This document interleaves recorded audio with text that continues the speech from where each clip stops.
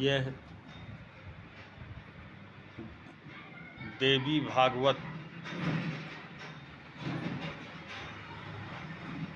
4 स्कंध की 5वें अध्याय की कथा है। श्रवण करें। नर नारायण और प्रहलाद जी में विवाद होते होते दोनों में कलह हो गई।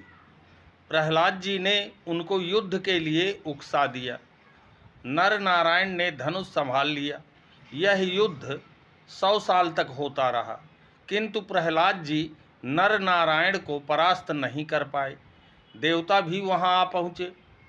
उन्होंने प्रहलाद जी को बतलाया कि वे तपस्वी नहीं बल्कि नर नारायण हैं। प्रहलाद जी क्षमा याचना करके अपने धाम को लौट गए। नर नारायण के तप और युद्ध का यह अनुपम आदर्श था। जन्मेजय जी ने पूछा कि अहंकार तथा क्रोध के वशीभूत होकर के नर नारायण ने प्रहलाद जी से युद्ध कर लिया। व्यास जी कहने लगे कि सतोगुण, रजोगुण और तमोगुण से ही विश्व उत्पन्न हुआ है और इन तीनों गुणों का जन्म अहंकार से ही हुआ है। अतः ब्रह्मा जी से लेकर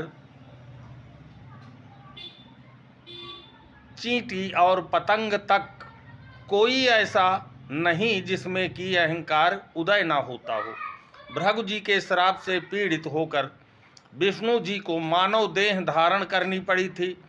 एक बार अपना स्त्री को मृतावस्था में देखकर भृगु क्रोधित हुए। विष्णु जी बोले कि स्त्री द्वारा जगत के त्रास देने पर वह वध के योग्य होती है।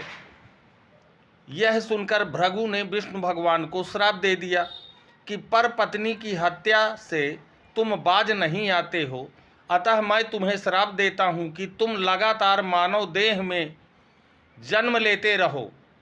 श्राप देने के उपरांत भृगु ऋषि ने अपनी पत्नी को पुनः जीवित कर लिया।